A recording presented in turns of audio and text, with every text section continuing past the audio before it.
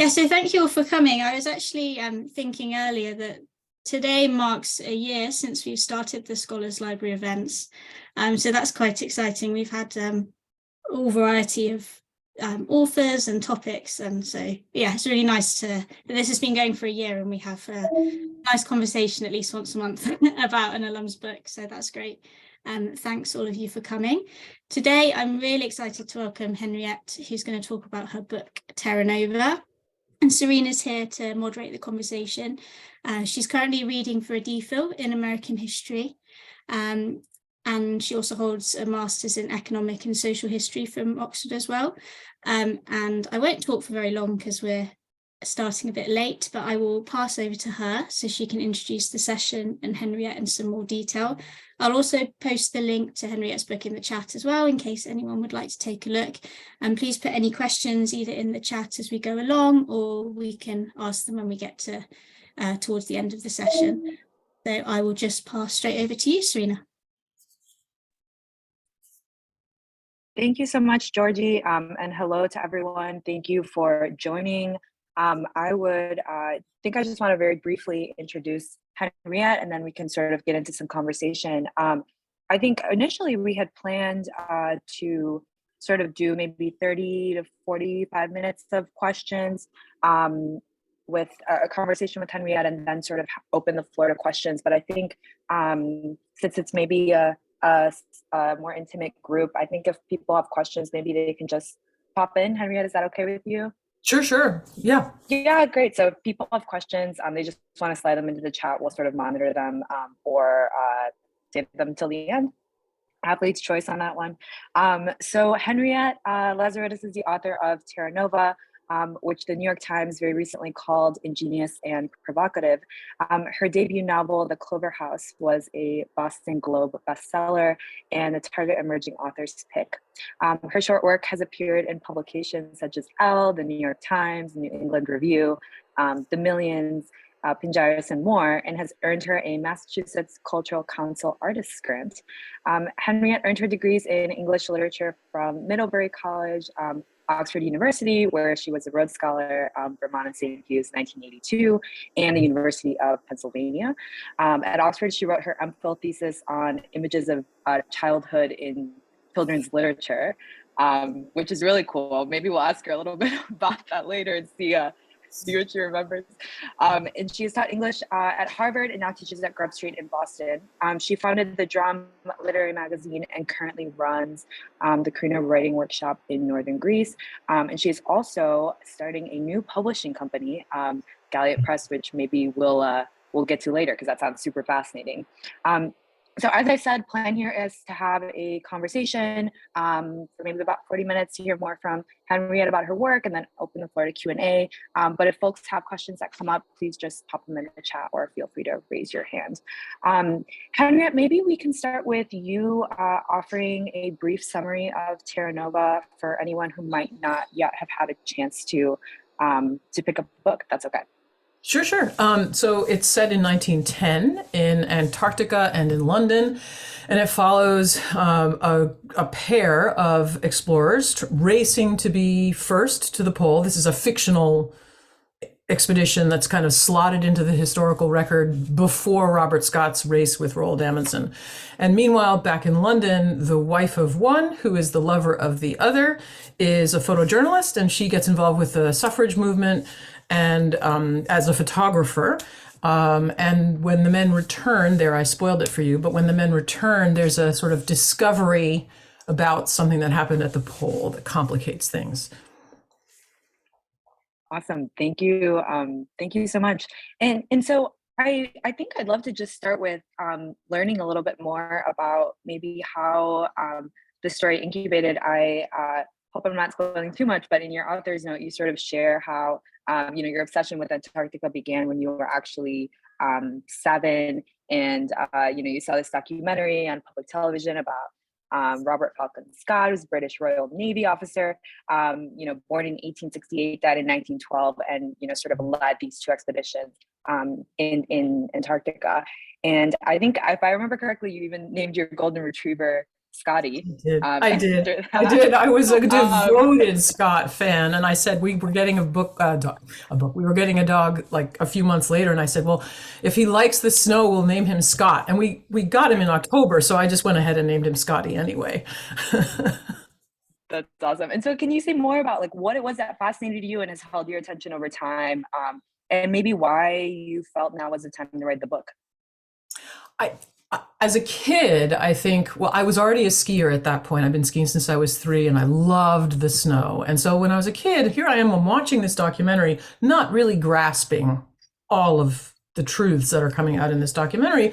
But what I saw was a man who was very heroic, very noble, who went on this adventure in the snow. And I think I already loved competition. So the idea that he was racing against another man, it really captivated me. And the documentary very much focused on Scott and not so much on Amundsen.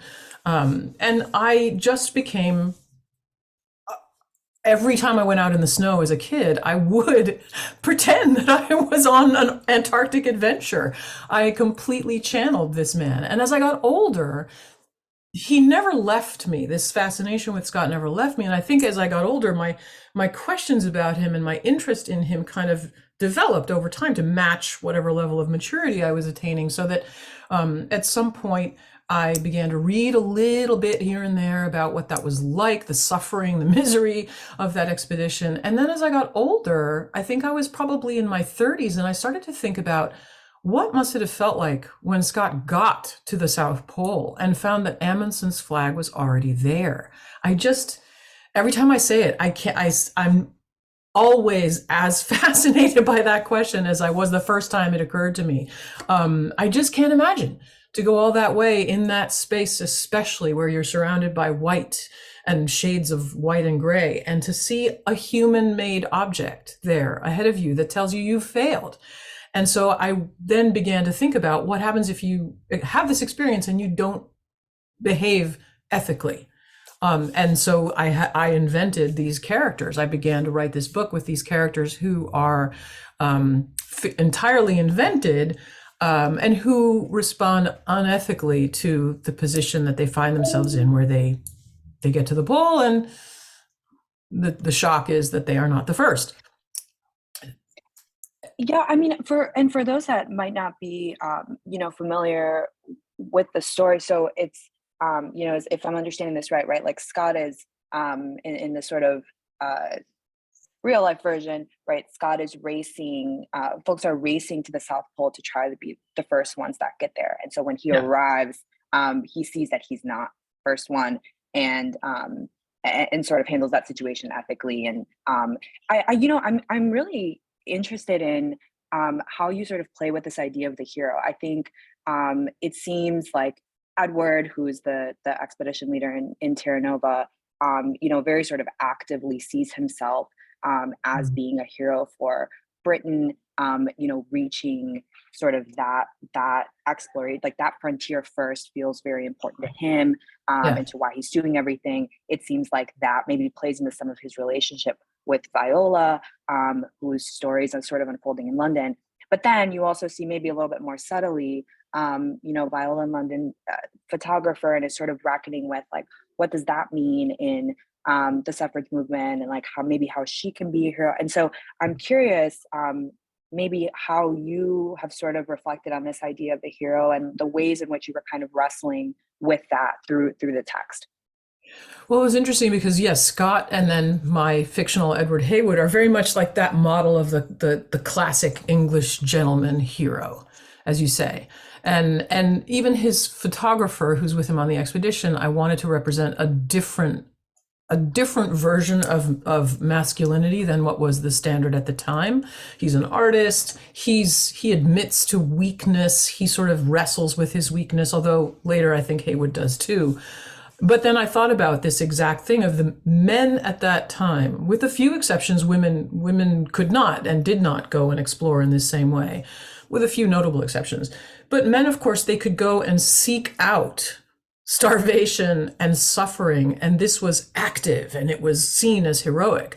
Meanwhile, in London, you have these women who are part of the suffrage movement who are being acted upon as they are taking action, sort of political action to make political change, they're being arrested, they're being captured by the police. But then they turn that on its head and they begin to starve themselves as an act, rather than as a deliberate act, rather than a byproduct of exploration. And so I wanted to have the novel kind of raise that question of ways in which at that time women could be heroic, and the ways that men could be heroic, and the ways that even things like how you used your body were different for the women than they were for the men.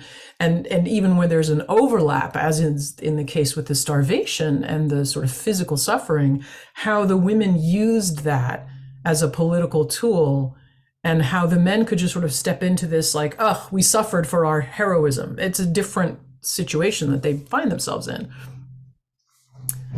Yeah, and it seems like the characters sort of actively grapple with their sort of ambitions, and maybe how that then affects some of their relationships. And one of the other sort of related themes that really sort of stood out to me from the book was this idea around loss. And I think, you and I have sort of talked before about this sort of concept of entropy, where you just have, organisms are just moving in this sort of direction of increased disorder.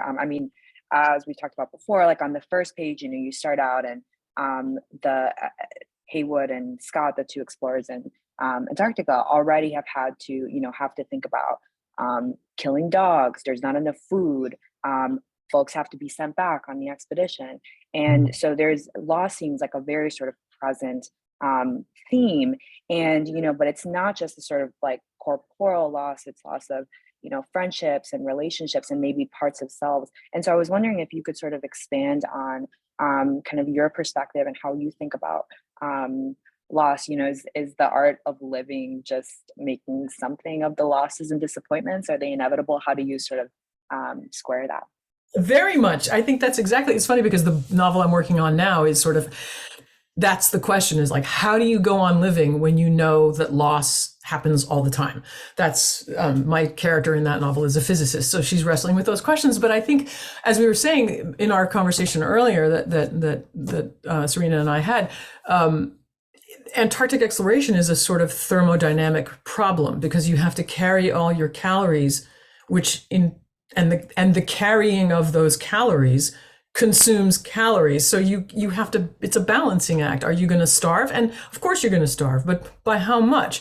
So there's loss built into the very first step that those people take to cross the ice. But of course there's loss for Viola in London as well. And there's the loss that the artist experiences in the gap between their idea and what happens, what they're actually able to produce, or the way in which they must kind of be lost in their project. Viola has to kind of wrestle with how much of herself she will give up into her art.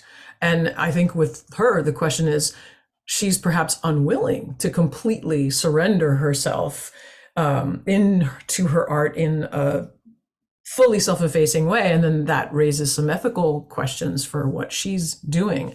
But I think this is something, maybe because, you go outside and you get cold, you're very much aware that things get cold. This is, in layperson's terms, this is our universe, right? We are tending towards greater disorder. And I grew up with an engineer father who wasn't a physicist, but these kinds of things were always part of our conversation when I was growing up. So I think it was very much hard baked into this story. Yeah, that's amazing. I think just that feels like such a timely question is and something that people are reckoning with right now, is like, yeah, how do you, when you recognize sort of the fragility of life or the fragility of certain pursuits, like what does it look like to go on? Like, where do you find that hope or maybe that courage? And I think in a lot of ways, writing in general, but especially with creative writing, that takes a lot of courage. And I guess I would just love to hear more about like where it is that you find your courage, and like what that looks like for you, maybe as an author of this book, but also just as a sort of artist? Like, where does that courage come from for you? Yeah, I think it takes, and I'm still not fully accommodated with this idea, but I think it does take some. I hesitate to say that, I am very courageous, but you have to set your fears aside, because there are so many fears that can just come rushing at you. The fears that someone will read your book and think it's stupid, the fears that your family will think you're wasting your time, the fears that you will put all your effort into a project and then have it come to nothing. I know when I quit academia, it was like this final, when I got the Rhodes, I was planning to do a second BA because I was going to be a starving novelist. And so I wanted to take this opportunity. I had done the first year of the English BA. And so I wanted to finish it. And I thought this would be great. I will read and read and read, and this will make me a better novelist. And in that summer before the scholarship began, I felt an obligation to do more with this money I was being given. And also to rebel against my parents, who were all too happy to have a starving novelist as a daughter. So I was like, wait a minute, no, I have to be a serious person. And so my form of rebellion was to get a master's degree. Where was I going with this? But then when I quit academia, after finally realizing, hold on a second, I was supposed to be a novelist, and here it is, I'm 39, 38 years old, and I'm still teaching in academia. I hedged my bets for a very long time. I sabotaged myself so that I wouldn't have that full commitment because I was afraid of failing. So I think it takes a lot of a willingness. I always cite Keats's negative capability, which I can't ever quote perfectly, but that he describes it as the willingness to live in uncertainty. And I think that's what you have to do when you are an artist. You have to say, I have no idea. I have no idea what the outcome will be or where any of this will go, but I will fully commit to my project. And I tell my students all the time, you have to enjoy the process of writing, because it is the only part that you can guarantee. And you have to be comfortable with this idea of the uncertainty. You have to be wrestling with the fears. You're never going to be able to put them aside completely, but they have to you have to make an accommodation with them so that you're able to move forward, kind of like Finding Nemo, like a door, like I'm just keep swimming, just keep making your art. So it's something that I wrestle with all of the time, but I think I'm getting better at it. Yeah, that's amazing. I mean, it feels like there's a lot of humility in that. In many ways. And I think, one of the questions I have, I mean, I'd love to spend maybe a little bit of time talking about, your decision to leave academia, and maybe even a little bit about, how you found your voice as a writer. And I think, that process, like, has that process looked different, your first book, The Clover House, to this one, Terra Nova, to sort of the next one? Like, if you could just kind of reflect on that a little bit. Yeah, I think the leaving academia was for me a bigger shock than I realized. When I made the decision to leave, I was very shortly after I made the decision, I was then almost tempted back, because Harvard has this way of, like, if they like you, they will find a way to keep you. And so there was like another administrative position. When I left, I was a teaching dean, and there was another administrative position in the dean of freshmen's office. And it was made known to me that I was liked for this position, and I almost stayed.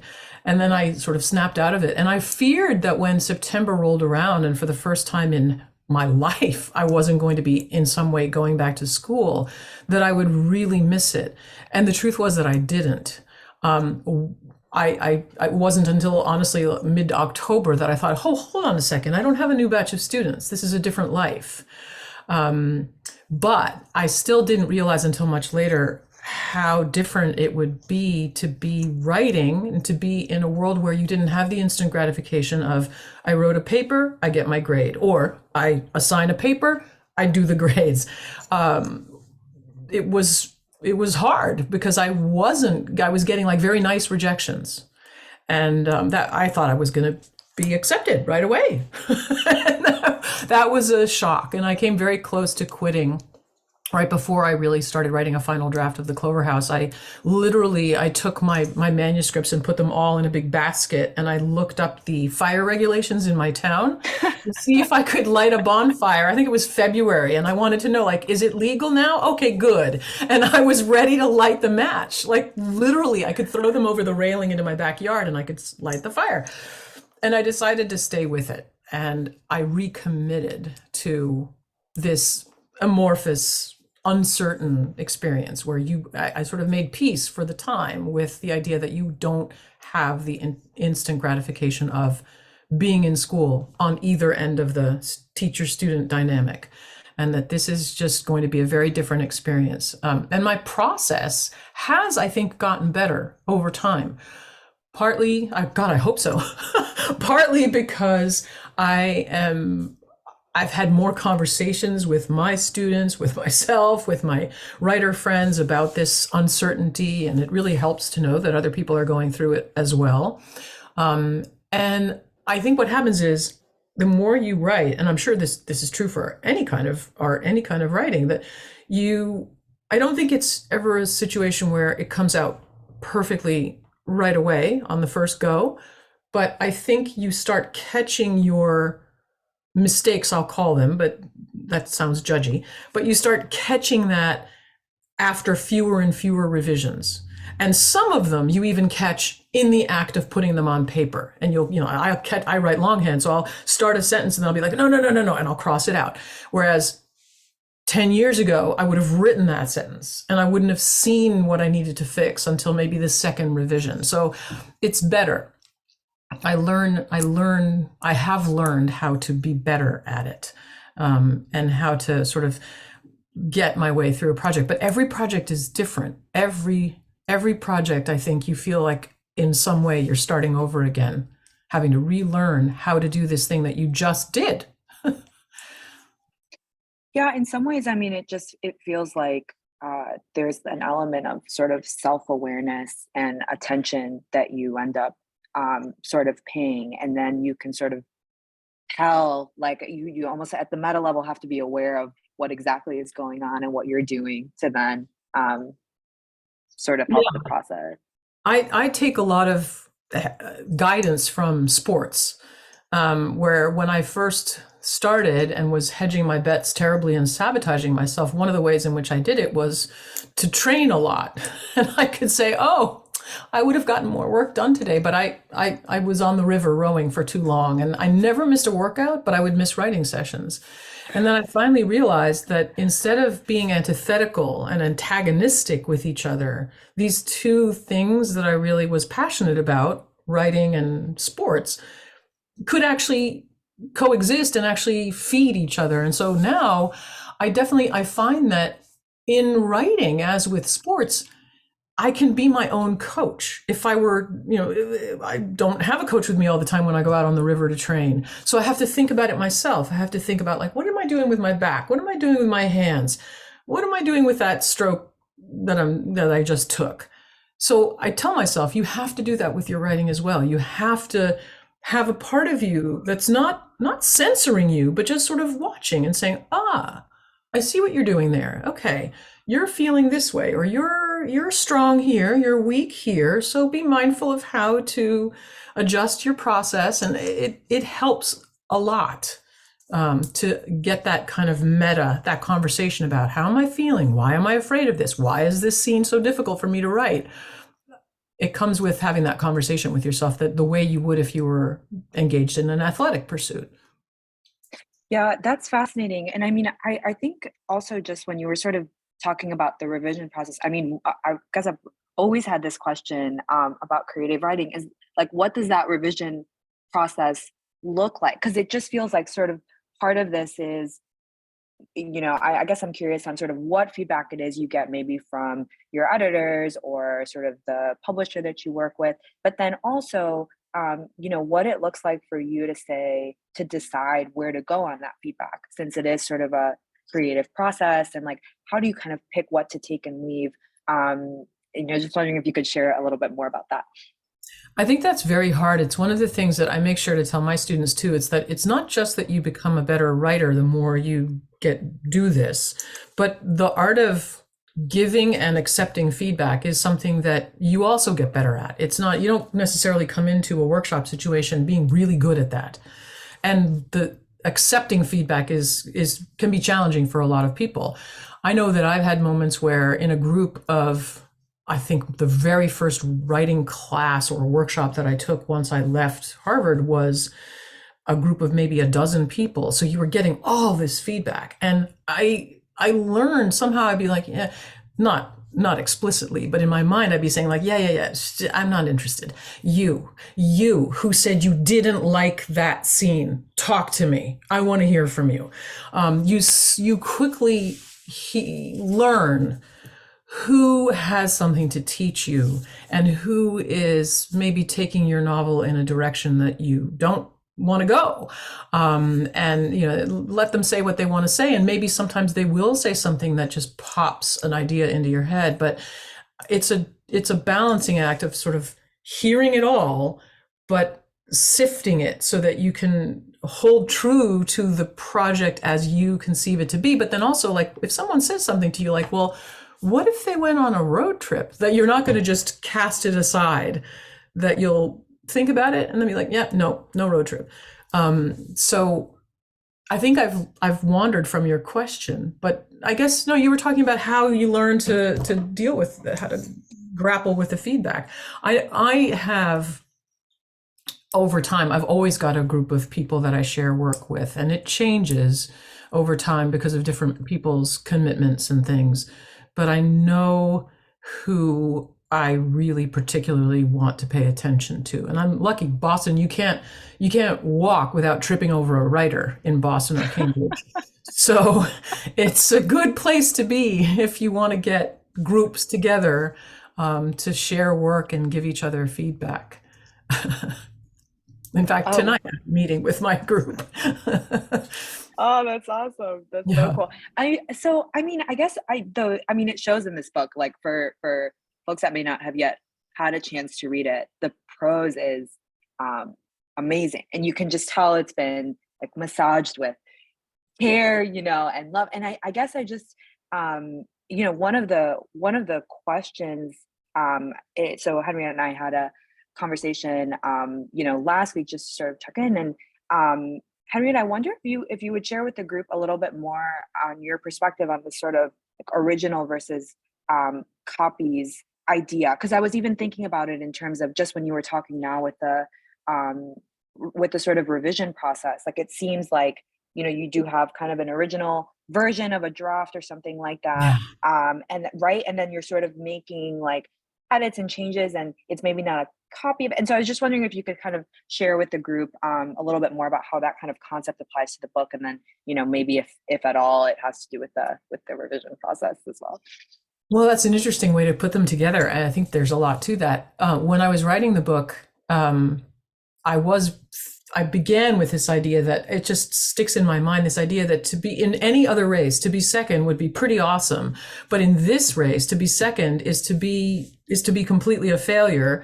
And there's that sense, which I wanted to play with in the novel, of being second is like being the copy, like the photocopy, although that didn't exist in 1910, but you're just the poor copy. You've done the exact same thing, but it's not the original, so it doesn't matter in some way.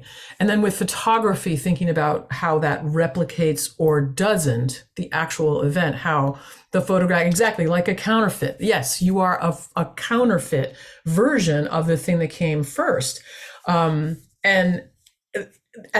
As I was researching a little bit around the London section, which I wrote after I wrote all the Antarctica pages, I learned that in 1910, of course, Halley's Comet came by, but also before Halley's, there was another comet that was visible during the daylight in both the southern and the northern hemispheres.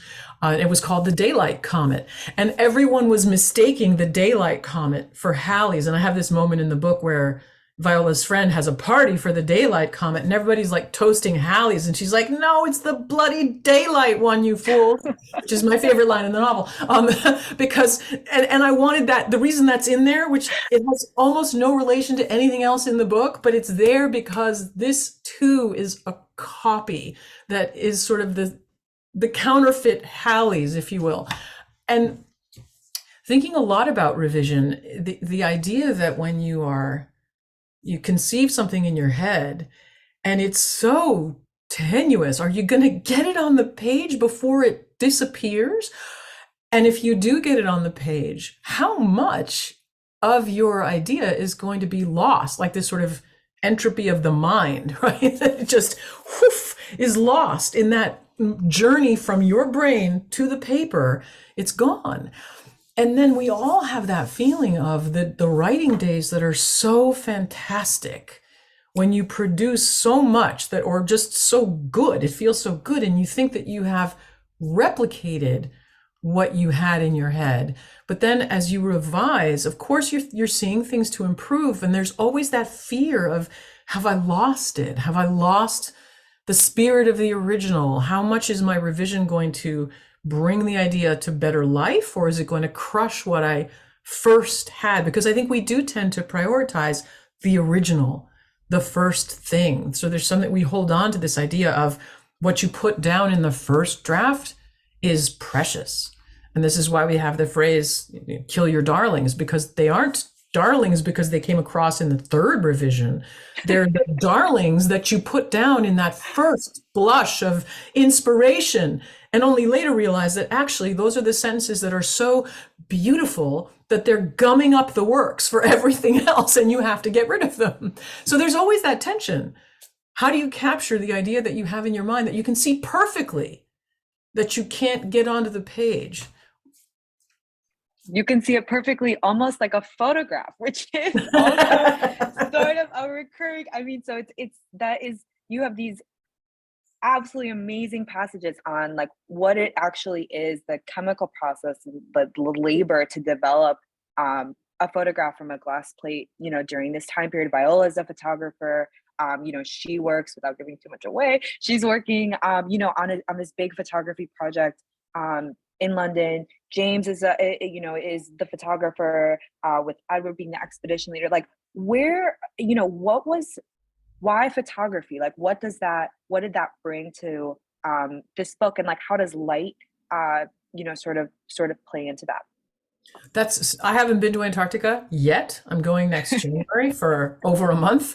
But I imagine this is one of the things that fascinates me, the long days and then the long nights. So to me, Antarctica comes part and parcel with this idea of, this fascinating light that exists there. And then much of my way of encountering Antarctica for over my lifetime has been through the photographs that were taken by Herbert Ponting. He was Scott's photographer on that expedition. Francis Hurley was the photographer for Shackleton. And between the two of them, they have these incredible, gorgeous images, many of which were taken on glass plate negatives, if not most. And so that was kind of how I knew Antarctica. And I knew you had to have an expedition photographer. So photography was going to have to be part of that relationship. I wanted these two characters to be tethered to each other like Victor Frankenstein and his monster, the one creating the other. The photographer is going to create the expedition leader, Haywood, because without the photographs that make him look noble and heroic, Haywood won't be able to show himself as noble and heroic. And then of course the photographer won't have the fame and the acclaim that he'll get except from being the photographer for this expedition. So it had to be photography. And then I started thinking about how you could manipulate that form in service of the ethical questions that I wanted to raise. And I was very much like, from the very beginning in my notes, I can see it on A4 paper from Ryman, because I kept having my My friends send it to me from the UK because I love my A4 rhyme and paper. They don't make it the same way anymore, though. Um, but in my notes, you can see that Antonioni's film Blow Up from like 1969 was very much a part of this story for me. I wanted Viola in the darkroom to have a blow up moment. I think I've always found that so fascinating. The idea in the movie, this fashion photographer, he's in London and in a park taking pictures, and he captures this, either it's a tryst or an argument or both. And when he gets back to his darkroom, he discovers that he has inadvertently photographed a crime, a murder. And when he blows up the images, you can see the gun sticking out of the bushes. And I've always wanted to play with that kind of discovery that photography can afford. So it had to be photography in the story. And then I just had to figure out, what would Viola be working on? I knew I was going to have her working on an art project back in London, like Penelope with her tapestry, only at some point not wanting to give up that work the way Penelope unwinds the tapestry every night. So I just had to figure out what she was going to aim her camera at, what would be the subject of her expedition or her exhibition, and it turned out to be the hunger strikers. Yeah, and I think that's it's so artfully done. I think that's why photography, especially in this book, is so powerful, is because it really does show sort of the process of construction of, heroism or ambition or these sorts of concepts. I wonder if has your perspective on the book changed at all since it has sort of been published? So since you've kind of been in these spaces and you hear questions from different folks, or you read certain reviews, like it sort of feels like it might take on kind of a life of its own. Like, has your sort of relationship with the project changed at all? And if so, how? It's funny, I think with this book feels so much a part of me because it's been kind of with me since I was a little kid, that I'm very proud of it in a way that I don't know that I'll ever be proud of even the books that I'm pleased with. And so in one way, I kind of want to answer that by saying that no, it hasn't changed, because I'm pleased with the book that came out. And if people want to say like, oh, I didn't like such and such, I'd be like, okay, all right, fine. That's my book for me is still awesome. But it is interesting to hear. It's very gratifying and surprising to hear people say that they enjoy the prose, because that was the part that I worked the hardest on, I think. And so to see that people seem to agree with me, that like, or at least to see that it shows that it's been worked on in a good way, that's very gratifying. It's been interesting to me. So here's how things have changed a little bit. It's been interesting to me to hear people talk about the two men. And in my heart, I think I do have a preference for Watts. And I've had these interesting conversations with people where they're like, Watts, gee, he couldn't get off his butt. And why did he do that? And it's so interesting. I feel protective of him. It's like, don't kick a man when he's down. He's already having a very hard time. But that's been very interesting to see how people react differently to the two men. And surprisingly, very few people have called into question Viola's belief that she can love both of them equally. I would have expected more pushback on that from people, but that hasn't happened yet. It doesn't mean it won't. Yeah, where does that fit in? Where does that fit into the story for you? Do you think the love, like, it sort of feels maybe like in some ways it's kind of maybe an anchor point of some of the tension that Viola feels, and certainly Edward and James kind of tussle it out, for lack of a better phrase, right? When they would kind of realize what's going on. But like, what's the role of love in all of this for you when you sort of think about these questions of like ethics and leadership and ambition? Where does that sit? Well, I guess I did want to explore this. Viola ended up being this person who, without my really thinking it through, was like, oh, yes, she loves them both. Okay. I didn't want it to be a classic sort of, she loves the one guy, but she's cheating on her husband to love him. I wanted something a little more complicated. Although, as I say, I didn't set out to do that in a conscious way. But there she was, someone who had this idea that she maybe didn't think was completely okay, or else she wouldn't have kept it a secret. But she has this idea of loving the two people equally, which is like, it's not my jam, but I wanted to explore that as a question, and to think about, I think again, it's the double or the pair or the copy of she's trying to do something different, where instead of saying like, he was first, then him, now I've left him and gone back to this guy. It was an attempt to, how can you hold them both at the same time? So it's another variation on that idea of the first and the second, the original, the copy. Can you hold two people in your heart at the same time? In the same way that we would ask, can you hold two contradictory ideas in your mind at the same time? And I think I started thinking of the novel as a story about the two men, and then realized that I didn't want to write a story that was set entirely in Antarctica, and I didn't want it to be only an adventure story. And when I sort of gamed it out in my mind, it was like, well, if it's only in Antarctica, what's it about? Like, is someone going to kill someone else? And it's like, is that it? Adding Viola opened up a lot of other possibilities. So it introduced a female character, which I very much wanted to be writing, and it created more instability because it's now you have a triangle, so you have this sort of realigning of alliances all the time, and the rivalries changing, and love seemed to be, or desire was going to be. I mean, you always want your characters to have something that they desire. And I knew a story in which the two men desired each other wasn't my story to write. So I was like, okay, they have to desire someone else. So, okay, Viola. And from there it went on.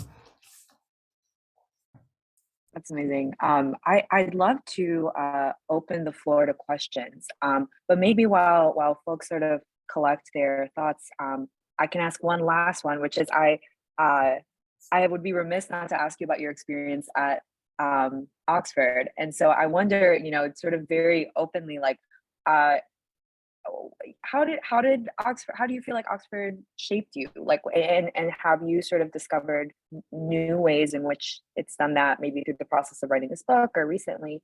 How does it sort of exist within, your life today?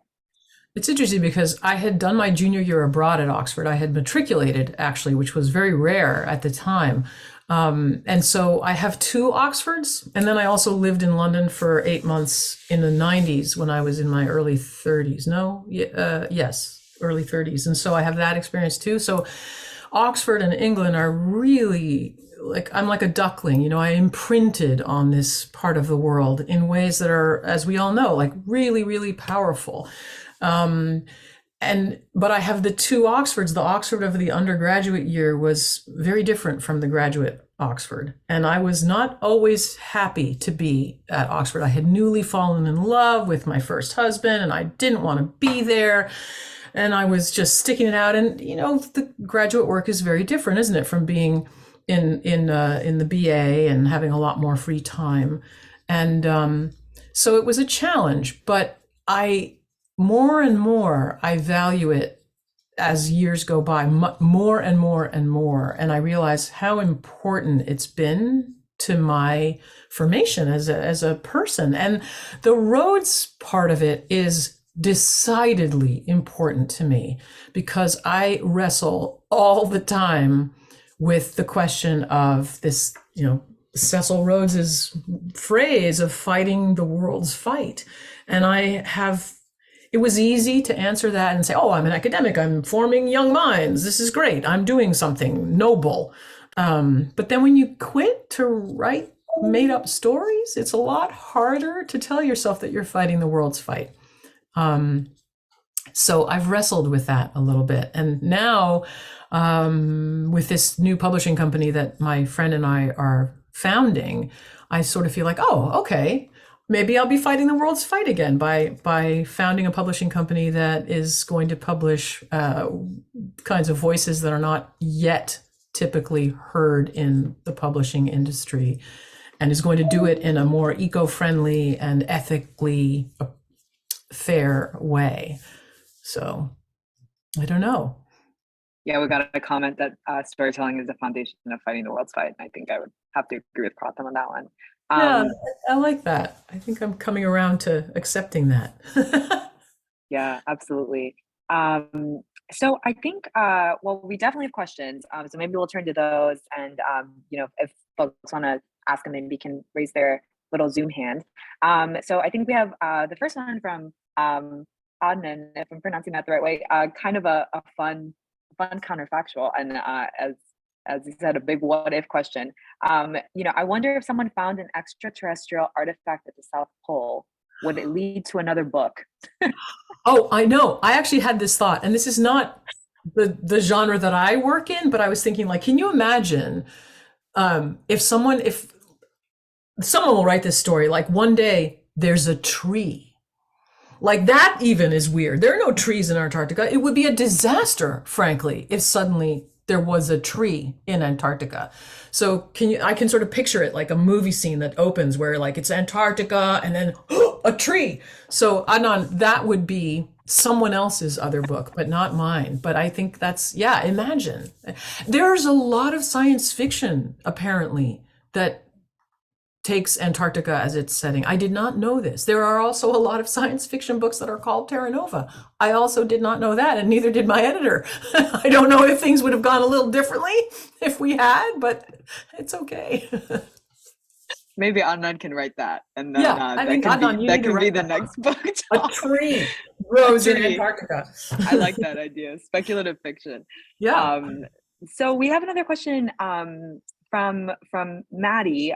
So the question is, she's wondering if you could speak to what it was, besides the sort of lifelong fascination with Scott, that drove the decision on choosing like the time frame, and then these two very specific and very sort of dramatically contrasting storylines and themes. The Antarctic expedition and the British feminist movement.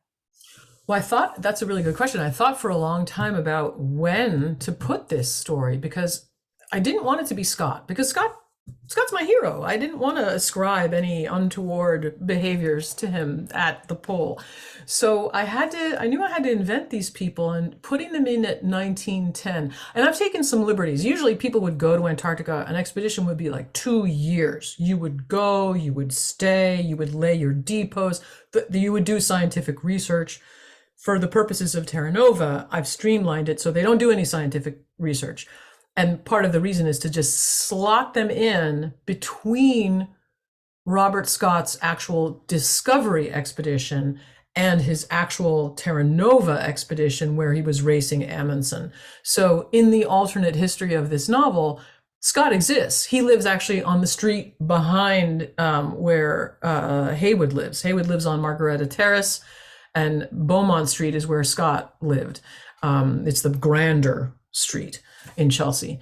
And so Scott exists, he's alive, but these guys are sort of getting in ahead. And then with suffrage, I realized, of course, the suffrage movement was underway at that time. It was a little frustrating that apparently in 1910, the suffragettes, as they did want to be called a truce with Asquith. So it's like, well, this is not helpful. Now is not the time that you should be trucing. You should be ramping things up for the purposes of my novel. But there was also hunger striking going on. So that led me in that direction. So 1910 became helpful in that way. That's awesome. Jennifer, would love to turn it over to you. Hi. Yes, I wanted to say hi to Sarena, having been on your selection committee, and this is great to see you again. We met in a very different setting last Oh time. gosh, yes, That's yeah. great. We were around a large Yes. table. You were answering the questions instead of asking them. Right? Yeah. I like this better. And but no, this is great. And I had signed up to attend this without realizing you were going to be the moderator. And I thought, wait a minute, no, I know her. So that's so great. And Henriette, I really enjoyed the novel, and had some. It's interesting. I have some parallels with you with your experience. I was at Oxford a little bit later than you, and I'm a poet. But I did a second BA at Oxford in English, and then I came back to the US to get a PhD because I thought that would position me better for academic careers. And I was, the sort of thing like poetry will always be there, and I got, drawn into the whole academic. It sucks you in. Whatever we want to call it, right? And it's only been in the last 5 years or so that I've sort of come out again as a poet, so to speak. And I fantasize about leaving academia myself, but with poetry, it's a little bit, economically maybe not so viable. But anyway, I feel as though I would have a lot to talk with you about all that. But one thing I was wondering, this sounds like a very, prosaic kind of question, but is there going to be a movie of this? Because I kept thinking that this could be, it feels cinematic. It is so visual, everything about the light. And I think that the juxtaposition of the two stories would work on film, but I don't know if that has occurred to you or your publishers at all. Oh, it occurred. I would like if any of you know any movie scouts or I don't, but yeah. Because yes, I would love it to be a movie because that also brings readers too, as we know. But I mean that's sort of the dream.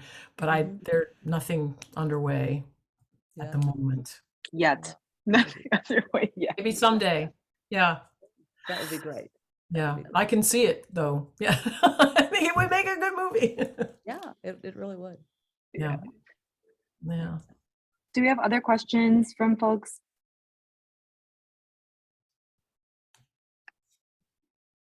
Okay, Nayani, would you like me to ask it, or would you like to? Yeah, okay, sounds good. Okay, so having a little bit of internet troubles, no worries. Okay, so also did an English BA while at Oxford, and sort of is now juggling or deciding between a future in academia and other pursuits. So would be very interested to hear more about just balancing the two, and sort of maybe earlier in your writing career, some reflections on juggling them together. I found it was hard, and I didn't juggle them for very long because I taught and did only that until 96. So I mean I started teaching in 98, and in 96 I had this moment. I was reading, it was a rare thing for me. I was reading a novel for fun. I was reading an A.S. Byatt novel. I think I'd already read Possession, and this wasn't Possession that I was reading. But still, I was drawn to her because I was, writing about 19th and 20th century British literature, and here was this novelist who was making that come to life. And I was reading a novel of hers, and I remember I was sitting in an armchair, and I had this moment of like, oh, I'm supposed to be writing fiction. Like literally, that was the moment. And it was like the V8, the old V8 commercials, if you're old enough to remember those. So like I could have had a V8. And so for the next 2 years, I tried to do both. I started writing fiction, and it was just very, very difficult to juggle.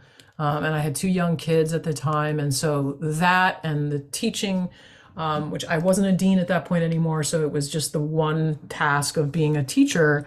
But I found it very difficult. I couldn't really get anything done until the breaks. And at some point, probably 2 years later, having this conversation with my then husband, and he said, look, we can go down to one salary. If you really want to do this, you should do it.